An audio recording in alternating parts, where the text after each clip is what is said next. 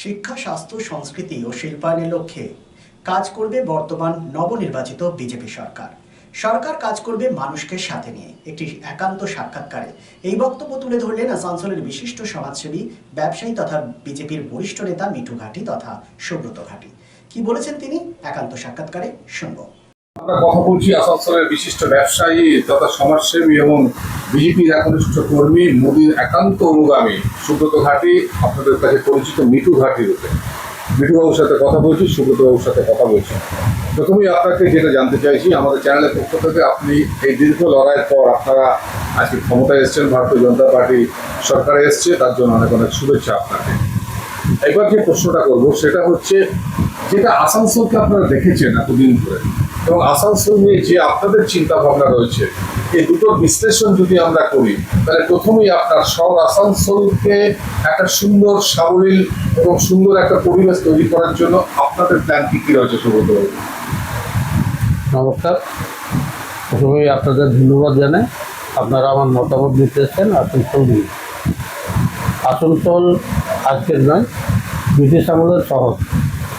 কোনো প্ল্যান্ট এবং দুর্গাপুরের মতো তো নয়।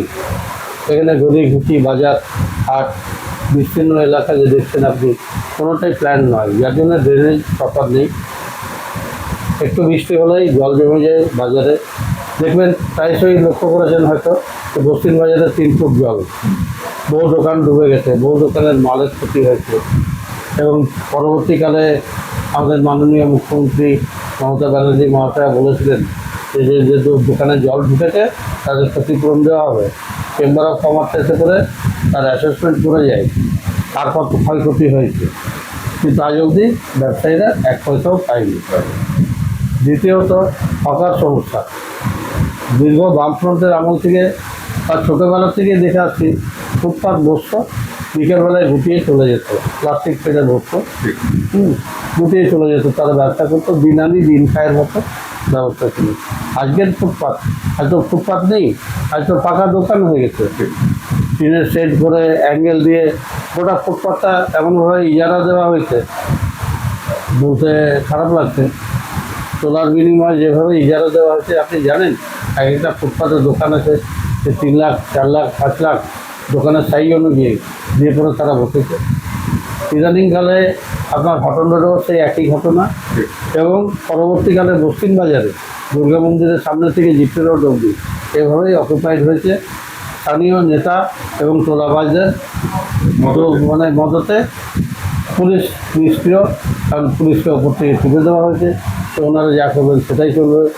কিছু কাউন্সিলর দুর্নীতির সাথে জড়িয়ে পড়েছিলেন, আমি বলবো না সকলেই, তবে কিছু লোক তো জড়িয়ে পড়েছিলেন, সেটা আপনিও স্বীকার করুন, তাও স্বীকার করেন কিছু। এখন কাজ তো অনেক। দেখুন, ফুটপাতের পুনর্বাসন এর আগে 3 বার দেওয়া হয়েছে। প্রথমে দেওয়া ছিল যেখানে আজ সচিন রায়ের মার্কেট রয়েছে পার্বতী, সেখানে। পরবর্তীকালে লাস্ট যেটা দেওয়া হয় গির্জা মোড়ে, এবং তার আগে আপনার গির্জা মোড়ে দেওয়ার পরেই রবীন্দ্র ভবনে ঘটা করে হকার স্টল নিলাম হলো, যেটা রবীন্দ্র ভবনের সামনে অবস্থিত হয়েছে সেই জায়গায়। আজ আপনি জানেন যে রবীন্দ্র ভবনের সামনেই বলুন বা গির্জা মোড়ের সামনে বলুন, ওগুলো কেউ ভাড়া দিয়ে দিচ্ছে, কেউ গোডাউন করে রেখেছে, বা রাতের অন্ধকারে যে কাজ হওয়া উচিত না সে ধরনের লোকরা আসছে এবং সেখানে অসামাজিক কাজ হচ্ছে। সেটা পুলিশের নজরে আসা উচিত। সেসব জিনিসগুলো অবৈধ মদের ঠিক চলছে বিভিন্ন জায়গায়। আর আসানসোলের যেটা কালচার ছিল না ইদানিংকালে, আগে লোকে গাঁজা খেত, মদ খেত, এখন আরও অনেক জিনিস বেরিয়ে গেছে যেগুলো আসানসোল শহরে আসছে এবং তার ব্যবসা চলছে। তো আশা করব প্রশাসন নিশ্চয়ই নজর দেবেন, প্রশাসনের কাছেও খবর আছে, প্রশাসন দেখবেন। যে প্রশ্নটা আপনাকে করতে চাইছি, দুটো দলের মধ্যে আমি বলতে চাইছি যে যারা সরে গেল শাসক দল তৃণমূল কংগ্রেস এবং যারা ক্ষমতায় এসেছে ভারতীয় জনতা পার্টি, আইডিওলজির যে পার্থক্য, মৌলিক পার্থক্য যেটা, সেটা পুলিশকে দিয়ে যদি আমরা বিচার করি, একই পুলিশ টেবিলের তলায় নিচে লুকিয়ে যাচ্ছিল, সেই পুলিশই অ্যাকশন মুডে যে কোনো পরিস্থিতিকে সামাল দিচ্ছে। এই যে চিন্তা ভাবনার মধ্যে একটা স্বচ্ছতা, চিন্তা ভাবনার একটা উন্নত চিন্তা ভাবনা, এটাই কি বিজেপির লক্ষ্য? দেখুন, একদা বলা হতো কলকাতা পুলিশ স্কটল্যান্ড ইয়ার্ডদের চাইতেও দক্ষ। কাজে আমাদের পুলিশ দক্ষ নয়, এটা ভাবার ভুল। পুলিশকে কাজ করতে দেওয়া হয়নি, পুলিশকে নিষ্ক্রিয় করে দলদাস বানিয়ে রাখা হয়েছিল। আজকে আপনার মনে আছে আসানসোলের সলিল ভট্টাচার্য যখন ছিল, তখন ওসি ছিল শ্যামল কুণ্ডু মাত্র। আমার যতটা মনে আছে 2টো না 3টি জিপ গাড়ি ছিল, ভাঙা জিপ। সেই নিয়ে তারা কসাই মোল্লা, ঝিংনি মোল্লা, ইসমাইল রহমতনগর অবধি সেদিকে সামলাতো। তো তাদের সেরকম নেটওয়ার্ক ছিল, সোর্স ছিল, তবে তো তারা পেরেছে সেটা করতে। পরবর্তীকালে দেবজ্যোতি সাহা আসানসোলে বাঘ বলে পরিচিত, ও একটি বুলেট মোটরসাইকেল নিয়ে যদি ঘটনা দিয়ে যেত, যারা আড্ডা মারছে তারা উঠে চলে যেত, যারা অসামাজিক করতো তারা লুকিয়ে যেত। আজকে বোধাতেও আপনি জানেন একটা মদঘাটি আছে, সেখানেও কিছু বাজে লোক আছে। আমাদের দক্ষিণ বাজারে তো আছেই আছে, ওরা তো বলে যে এটা মুক্তাঞ্চল, ভয়ে লোকে কথা বলতে পারতো না, মা বোনেরা যেত না।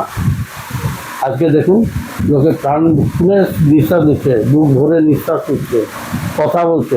এমন সিচুয়েশন একটা তৈরি হয়েছিল যে আপনি হয়তো বিজেপিকে ভোট দেবেন বা সিপিএমকে ভোট দেবেন বা কংগ্রেসকে ভোট দেবেন, আপনি ভয়ে আশেপাশে তাকাতেন যে বলবো কি। আপনি আপনার ভাইকেই বলছেন, এ নয় যে আপনি অন্য কাউকে অ্যাপিল করছেন যে ভাই ভোট দাও কংগ্রেসকে, কিন্তু আপনার ভাইকে বলছেন, সেটাও কানে কানে বলছেন, ঘরের ভেতরে বলছেন ওয়াইফকে, জানো এইভাবে করতে হবে। গিয়ে দেখলেন আপনার ভোটটা হয়ে গেছে, আপনার নিকট পরিজন মা বাবার ভোটটাও হয়ে গেছে। এই যে আপনি দেখলেন আসানসোলে আমাদের আপনার কাছে নেই 300 প্রায় মৃত ভোটারের নাম বাদ পড়লো। সেই ভোটগুলো কি ভাবছেন হতো না ভোট? তো যখনই যে সরকার এসছে, সেই সরকার এগুলো ইউজ করেছে, যার জন্য এটা ডিলিট করতে দেয়নি নাম। অথচ নিয়ম হচ্ছে যে আপনাকে যখনই ডেথ সার্টিফিকেট নেবেন, তখন আপনাকে রেশন কার্ড সাবমিট করতে হবে, ভোটার আইডি সাবমিট করে এসে ওইখান থেকে নোটিফিকেশন নিয়ে তবেই আপনার ডেথ সার্টিফিকেট পাওয়ার কথা। তাহলে মানুষকে কি এটা আশ্বাস দিতে পারছেন যে পুলিশের মতো কাজ করবে, পুলিশ নিরপেক্ষভাবে কাজ করবে, মানুষের মধ্যে এই বিশ্বাসটা কি আপনারা দিতে চাইছেন? বিগত 1 সপ্তাহে পুলিশের যে অ্যাক্টিভিটি আছে, বা যেভাবে মুখ্যমন্ত্রী, মাননীয় মুখ্যমন্ত্রী বলছেন যে পুলিশ ফ্রি, ভয় আউট, ভরসা ইন। এবার আপনাকে বলছি যে কৃষ্ণেন্দু মুখার্জি আপনাদের যে নবনির্বাচিত বিধায়ক রয়েছেন, তিনি দুর্গা মন্দির, পশ্চিমবাজার দুর্গা মন্দির তার নির্বাচনী প্রচার শুরু করেছিলেন এবং তিনি বলেছিলেন যে আমি জেতার পর এখানে নৃত্য করে ব্যবস্থা হবে। সাধারণ মানুষ দেখছি উৎসাহের সাথে এখানে আসছে, আপনার প্রতিক্রিয়া? দেখুন, আপনি হয়তো মন্দিরের হিস্ট্রি জানেন না। মন্দিরটা আমরা কিনেছি 70 লাখ টাকা দিয়ে।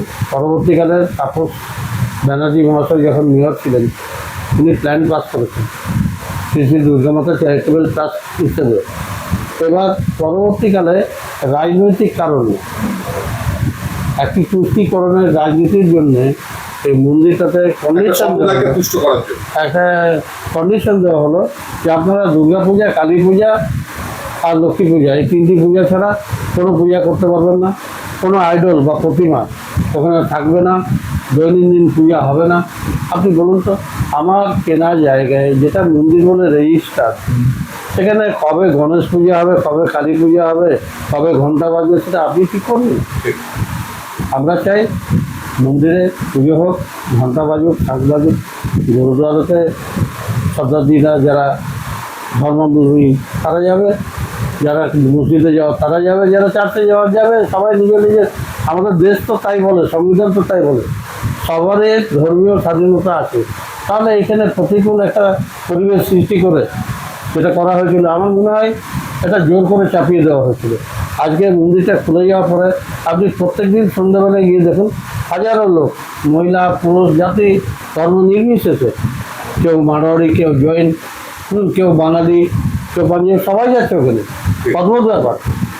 এবং যাদের কখনো দেখিনি তারাও আসে, তাতে খুব ভালো হয়েছে, দারুণ কাজ হয়েছে। কৃষ্ণদেব খুব ভালো কাজ করেছে, প্রত্যেকের মুখে যে প্রশংসা। এখনও মন্দিরের কিছু কাজ বাকি আছে, মন্দিরের পিছনে আরও 2 কাঠা আমাদের জায়গা আছে। পরবর্তীকালে আমাদের প্ল্যান আছে বিভিন্ন রকম সমাজসেবামূলক বা যেরকম মনে করুন ফ্রি চিকিৎসা, হ্যাঁ, এসব। আপনাকে আরেকটা যেটা প্রশ্ন করবো, আমরা শিল্পাঞ্চলে বসবাস করি, আপনাদের মিঠু ঘাটির পূর্বপুরুষরা কয়েক পুরুষ ধরে আসানসোলের ঐতিহ্যবাহী একটা ব্যবসায়িক প্রতিষ্ঠান সুনামের সাথে ব্যবসা করছে। ঘাটি ক্লাস্টার থেকে শুরু করে ঘাটি জুয়েলস এবং নানাবিধ আপনাদের প্রতিষ্ঠান গড়ে উঠেছে। আপনাদের একটা সামাজিক দৃষ্টিভঙ্গি রয়েছে। এই ক্ষেত্রে শিল্পায়নটা দরকার। পশ্চিমবাংলা আসানসোল হচ্ছে একটা শিল্পের শহর, শিল্পনগরী কার্যত মৃত অবস্থা রয়েছে। এমএসএমই নেই। ছোট ছোট শিল্পগুলো উদ্যোগ যদি না হয় তাহলে আসানসোলের অর্থনীতি চাঙ্গা হবে না। নতুন সরকারের কাছে কি চাইছেন? দেখুন, আপনি এমএসএমইর কথা বলছেন, এমএসএমই সেখানেই হয় যেখানে বড় শিল্প আছে। যেমন আজকে টাটা যদি আসতো সিঙ্গুরে, এমএসএমই 50টা হচ্ছে, 100টা হচ্ছে। কারণ কি, অ্যান্সিলারি ইউনিট দরকার হয় তখন। তো বড় শিল্পটাই যদি না থাকে, অ্যান্সিলারি ইউনিটের তো গ্রোথ হবে না। কাজে আমাদের বড় শিল্প যেগুলো ছিল সেগুলো রিভাইভ হবে কিনা জানি না, তবে সেই জায়গায় অন্য শিল্প তো আসতেই পারে। যেমন আমাদের এত বড় জায়গা গ্লাস ফ্যাক্টরি পড়ে আছে, সেন্ট্রালের জায়গা পড়ে আছে, আইএসডব্লিউ রূপনারায়ণপুরে কেবলসের জায়গার তো অভাব নেই, শিল্পের অভাব আছে। তো সেই চেষ্টাটা থাকা উচিত যাতে শিল্প আসে। আশা করি নতুন সরকার নিশ্চয়ই সেটা নিয়ে ভাবনা চিন্তা করছে। আর একটা জিনিস, যেটা বার্নপুর থেকে বাঁকুড়া কানেক্ট করা ব্রিজটা, সেটা হলে পুরো জনসংযোগ প্রচুর বাড়বে। এবং ওইখানকার লোক, আপনি নিশ্চয়ই জানেন যে ওখানে দিন আনি দিন খায়ের সংখ্যা অনেক বেশি। পরিযায়ী শ্রমিক বলুন বা এমনি শ্রমিক বলুন, তারা কিন্তু বাঁকুড়াতে অত ভালো চাষবাস হয় না। বাঁকুড়া পুরুলিয়া থেকে প্রচুর লোক আসানসোলে আসে, শিল্পাঞ্চলে আসে কাজের খোঁজে। তাদের অনেক সুবিধা হবে, শিক্ষার ক্ষেত্রেও সুবিধা হবে, চিকিৎসার ক্ষেত্রেও সুবিধা হবে। তো এগুলো ভালো কাজ। অগ্নিমিত্র দিদি যদি করেন, বহু মানুষ উপকৃত হবে। এবার রইল অ্যাডমিনিস্ট্রেশন যতক্ষণ না ঠিক হচ্ছে, ল অ্যান্ড অর্ডার যতক্ষণ না ঠিক হচ্ছে, কোনো শিল্প আসবে না। কারণ তারা ভয় পাচ্ছে। আজকে একজন পুঁজিপতি বা শিল্পপতি কোথায় পয়সা লাগাবে? রোজ রেস্টুরেন্ট যেখানে, রোজ তোলাবাজি যেখানে, রোজ ঝান্ডা নিয়ে ঝামেলা করবেন যেখানে, দক্ষ শ্রমিক যেখানে দরকার। আপনি বলছেন না, পাড়ার ছেলে রাখতে হবে, গ্রামের ছেলে রাখতে হবে। তার যদি সেই দক্ষতা থাকে, নিশ্চয়ই তাকে প্রায়োরিটি দেওয়া হবে। কিন্তু যদি দক্ষতা না থাকে, তখন সে অন্ধ্রপ্রদেশ থেকে এসছে না পাঞ্জাব থেকে এসছে, সে নিয়ে তো বিতর্ক সৃষ্টি করে লাভ নেই। আপনি আশাবাদী? একদম আশাবাদী। আজকে দেখুন, শিল্পপতি আমরা তো নই, আমরা ব্যবসায়ী। শিল্পপতির শ্রেণীটা আলাদা। আজ এখানে যেরকম মাইথন অ্যালয়েজ আছে, তারা যদি আরও বড় কিছু প্রকল্প করেন, তো নিশ্চয়ই আমাদের সরকার এগিয়ে আসবে তাদের সাহায্য করতে। আজকে যে কাজটা, কোর্টের কাজটা, ওটা তো আর মাইথন অ্যালয়েজ করতে পারবে না। ওটার জন্য আপনাকে আদানির কাজে যেতে হবে বা আম্বানির কাজে যেতে হবে। নিশ্চয়ই আপনি যদি এমবিবিএস পাস না করেই বলেন আমি ডাক্তারি করবো, সেটা সম্ভব নয়। কাজে যে ডাক্তারের কাজ করবে, যে মাটি মূর্তি গড়ে সেটা করবে, আমি কাপড় বিক্রি করি, আমি সেটা করবো, আমার এটাই ব্যবসা। তবে আশা করছি ভালো দিন আসছে। এবং এই যে পে কমিশনের দ্বারা, নতুন পে কমিশনের ওয়েজেস বোর্ডটা চালু হলে পরে মানুষের হাতে পয়সা আসবে, ব্যবসার প্রচুর উন্নতি হবে, সব ব্যবসায়ী প্রবেশ করবে।